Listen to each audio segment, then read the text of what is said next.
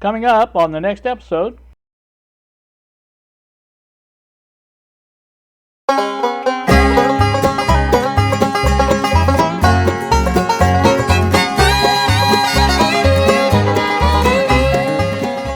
Good Tuesday morning to y'all YouTube. It is 9:40 now in the AM. Oh, just turned 9:41.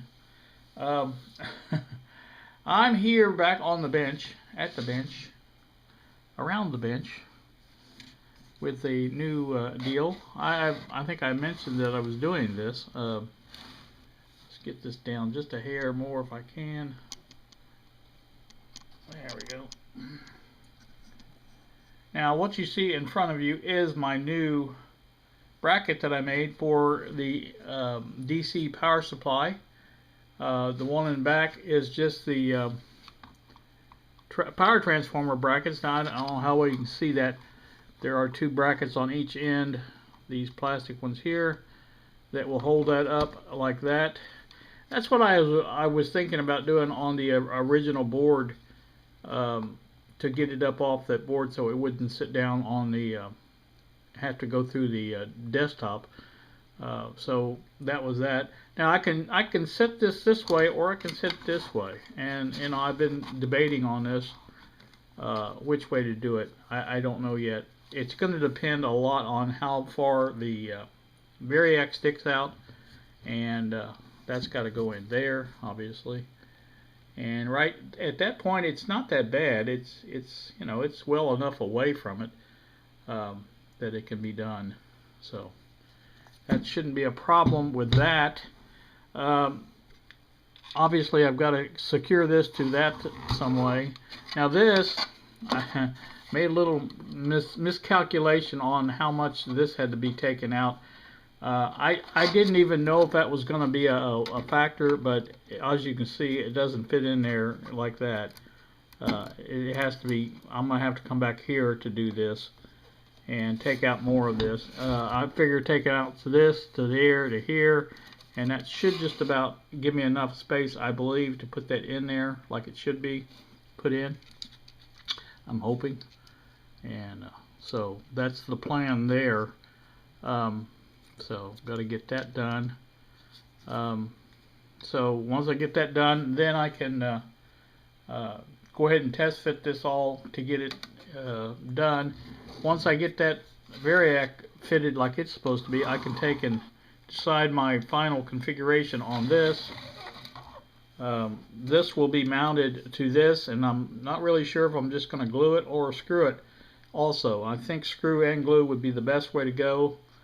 To get that in there, and I'll just mount the brackets, and then I can, you know, bolt the transistor or the transformer back up to it.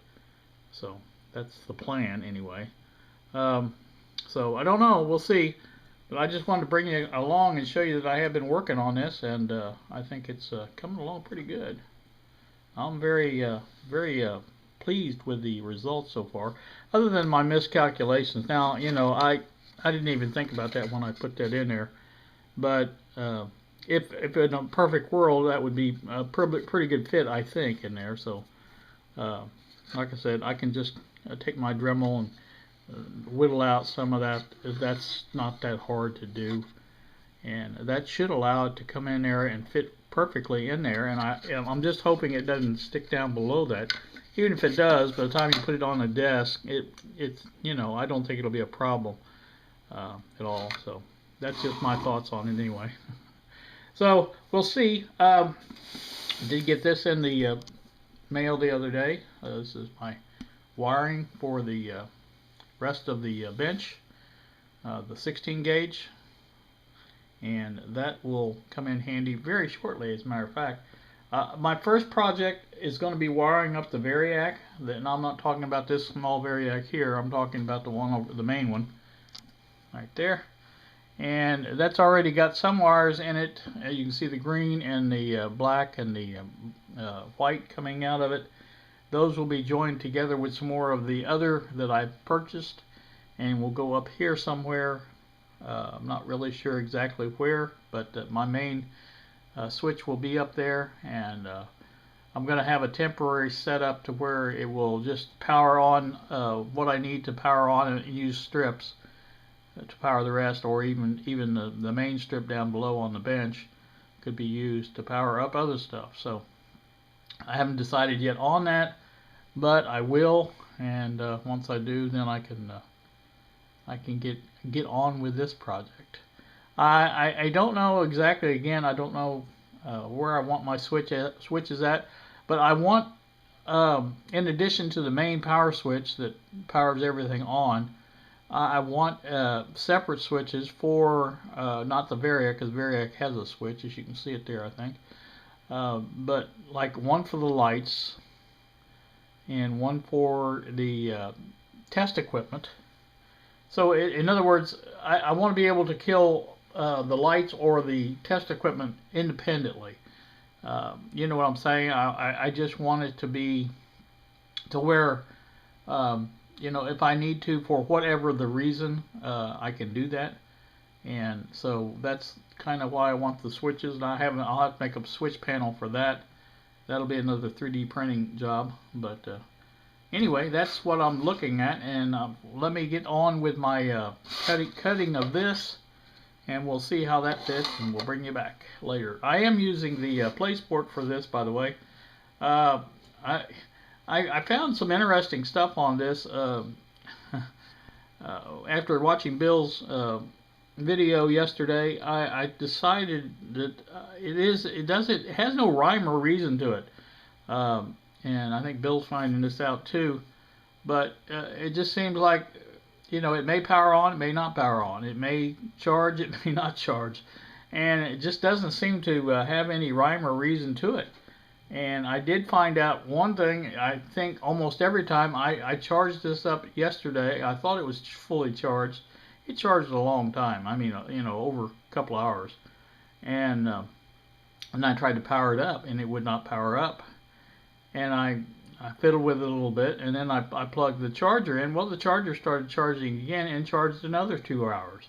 So, you know, after it was done, as the light went out, I physically handled the camera, and it was warm, so I know it was charging. And then after that, it still would not power on, but I removed the battery just very shortly. I just popped it in and out, and then it powered on. So it's some kind of firmware problem with this, I think. Somebody else has said that the Kodak company had went into bankruptcy about the time this camera came out, and I think the quality and workmanship and things like that show it.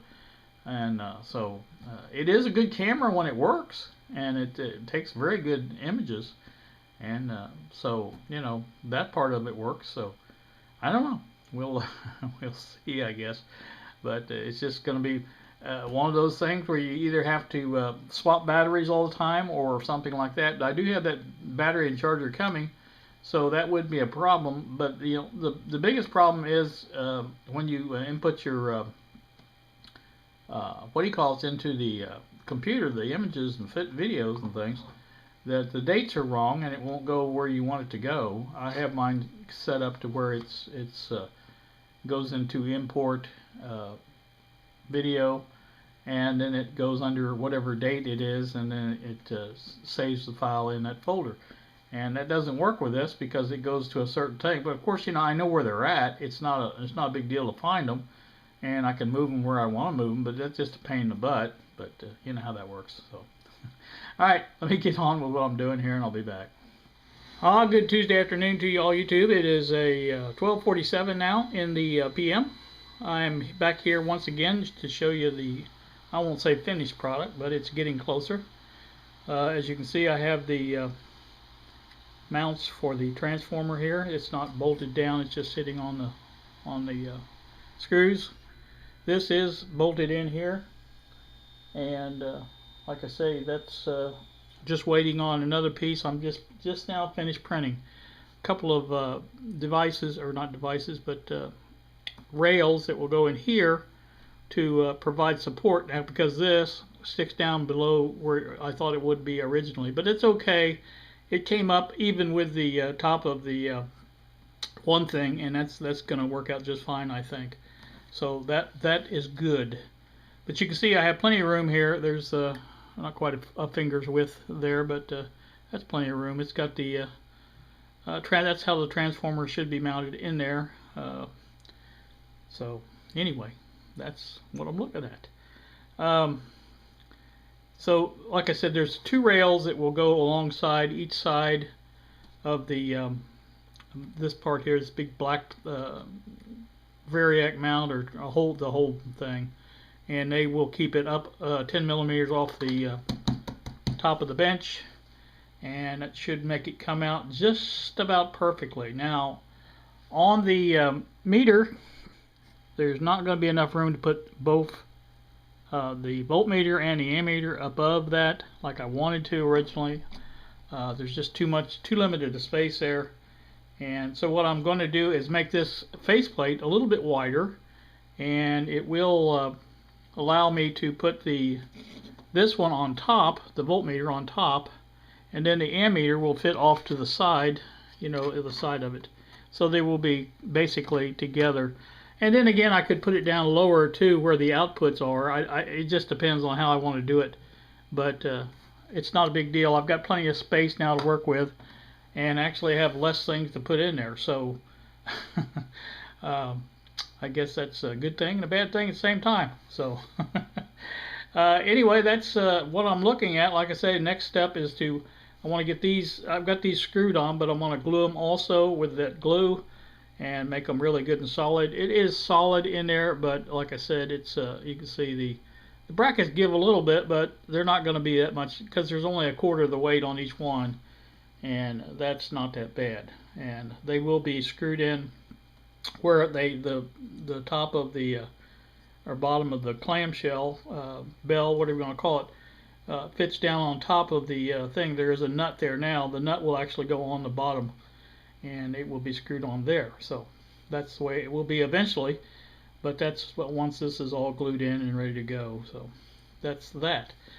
This goes in and out pretty easy now, like I said, because I've cut that bottom out enough to where it comes in and out. And again, that let me take you around the front a little bit if I can. Here, let's just do it this way. As you can see, there's our little tab, locating tab there coming out, and that fits in there nicely as well. So that will keep that from turning. Not that I really expected to turn anyway, but like I said, that's basically going to do it. And like I say, I am going to have the other part of the this equation is the high voltage filter network that will also go probably on that panel, maybe down around here, but it will be somewhere near here to where it can be you know, have decent spacing and things like that. So but there you go, that's what it's going to look like. So far so good. And, you know, people, you know, probably looking at that and say, well, that's awful close. Well, that's actually no closer or less. In fact, if it's anything, it's not as close as it was in the old one. So, you know, I think I've got more room now than I did before. Also, I could have went the other way with that, but then I think, you know, this is, you know, it gives a little bit more streamlined fit. You know, you know, it's about the same width all the way down through there, and I think that'll work out much better. So, all right, let me get my other pieces glued on and get them attached and see how they work out, and then we'll come back and show you the update. Stay tuned. All right, well, we have the runners now on. I don't know how well you can tell that, but they are there underneath here, raising it up another 10 millimeters to keep the bottom of the variac off the bench top, and that's the goal for that. Going to look around the other side, same thing on the other side, and there you go. So that's the way that's sitting. Didn't use any scientific measurements or anything like that as far as putting them on. The other one's a little bit further up that way than this one is, but that's not a problem. It's just a matter of getting the thing up off of the bench, like I said, and that keeps this off of the bench top.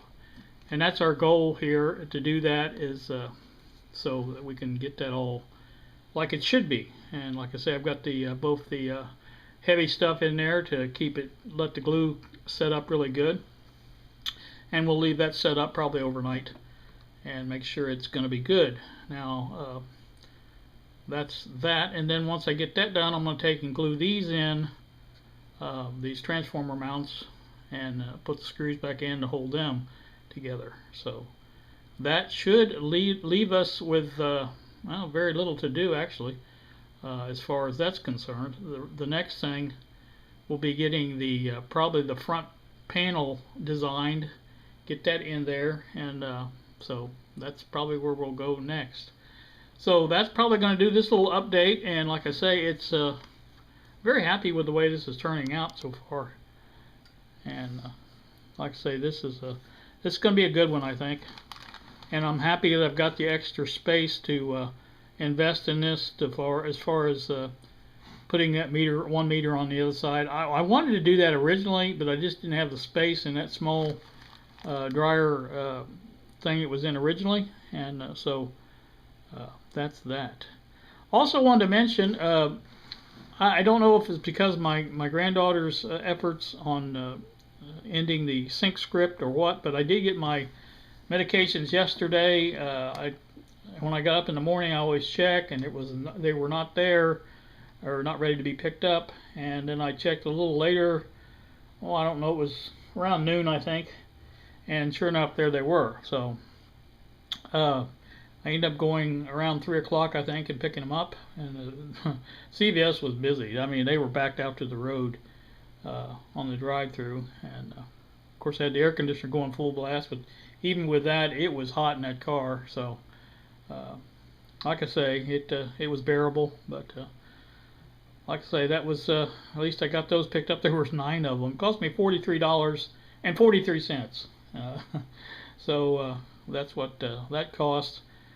Of course, that's with insurance. So, like I say, that's those have been picked up now, and I did take them this full complement this morning, and that's good because I took my medication for this. And this one is still swollen. It's actually kind of spread into the upper knuckle now as well, knuckle joint, whatever you want to call this upper part here, that also bends.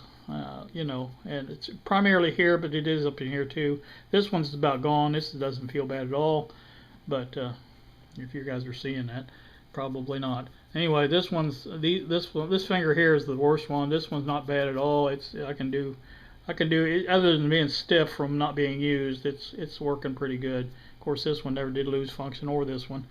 But anyway, so of course this one, there's no problem at all. But that's just the way gout works. Anybody that's got it knows that it does creep around. So anyway, I'm back on the road to mend now, I think, and that's a good thing. Now those pills that I take, the colchicine, they do not really help with the inflammation at all. So you still have to take Tylenol or whatever for the pain. And I didn't take any this morning. First morning I haven't taken any. I thought we'd see what the colchicine does. Usually it doesn't last too long after I start taking the colchicine again. I've done this before, and so like I say, I don't think it'll be a problem.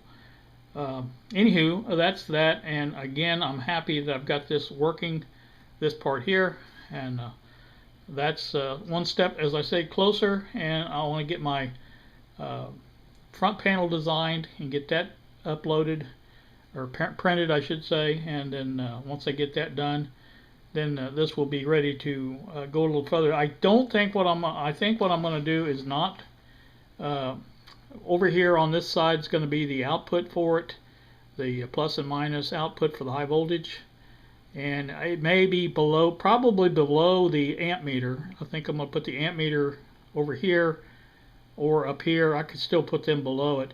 And I've got plenty of room over here to do something else if I need to do something else. But I need to think about that, because I don't think it's big enough to put that voltmeter in, unless I want to make it a little bit bigger. I could do that, because that really is the only thing left I've got, is the AC voltmeter for the alignments.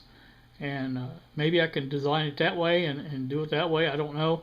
I kind of like to have that up higher, but then if I put the voltmeter here for the DC power supply here and the amp meter here, it's going to have to come down here. So Uh, just have to think about that.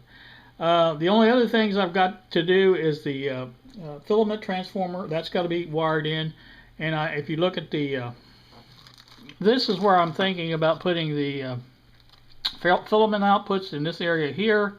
There's quite a bit of area there. And then maybe Don's tester, the LC tester over here, but outputs for it there, because it's really doesn't show anything. It just has an output. And I shouldn't say output, it's really an input, because you put whatever you're testing in there. And so, you know, anybody that's lost track of that on as far as how that works and everything, I may do an update on that, because it's a handy little device and I really enjoy it. But anyway, once I get those things in, and this DC power supply and the AC meter, that's pretty much all I've got for this area. I don't have anything else to go in there except for the bench amp, and that's quite a bit of area for that bench amp. Of course, there will be speaker outputs below it, but that's not a big deal either. So, like I say, that's what we got going. And I may take a break in the middle of all this, because I really want to get back working on the BDST. Bob's making me sweat it out a little bit. Oh, by the way, Bob had a birthday yesterday, and I did wish him birthday via text, but anybody wants to wish him a happy birthday, so you kind of know that he had a birthday anyway. So what I was trying to come up with is the fact that Bob hasn't, he's kind of keeping me on the line here, or on the edge, I guess, and hasn't really said committed to this project one way or the other. As far as now, everything I asked him, he's answered, as far as things I'd like to try and things like that. But he hasn't really given me his blessing, I guess is what I'm trying to say. But I'm gonna work on it anyway. You know me. Because I want this to work, and I've been doing some online stuff on it, trying to find some new circuits to test out. Most of the successful ones I've seen so far that try to emulate basically the T4 Heathkit use an op amp and a LM369, or is it 369? 389. 386. I got numbers going around my head you can't believe. But yeah, it's they use an op amp of some kind, LM741, 358, 558. I don't know. There's 2 or 3 different ones that they use, and then they use a LM386. Yeah, that's it, to do the final output. So again, that seems to be the winning combination. Now, ours uses the BDD, the BDST uses the front end preamp circuit from the Heathkit A5283 signal tracer, the later solid state version that came out. Now, I had one of those, and I'll tell you, I'm here to tell you right now, it does not perform as well as the T4 did. I'm not saying it was bad, and it may just be the difference between tubes and solid state, I don't know, but it did not have the sensitivity that the T4 has. So, and like I said, I've used both of them, and I know that in my book it just doesn't work that well. So, but again, that's, you know, it works well enough, I should say. My biggest concern is among the sensitivity is the buffering or the loading of the circuit. But then, you know, I thought about it. If it loads the circuit down to the point where it doesn't have an output through the radio that you're testing, I don't think that's of concern. Now, if it loaded it down to the point where the signal was gone, that would be a concern. But, you know, so like I said, it's just a matter of figuring that out. So, all right, I blabbed on long enough. I got to get off here and do something else. You guys have a wonderful, wonderful day. Thank you so much for watching, and we will see ya.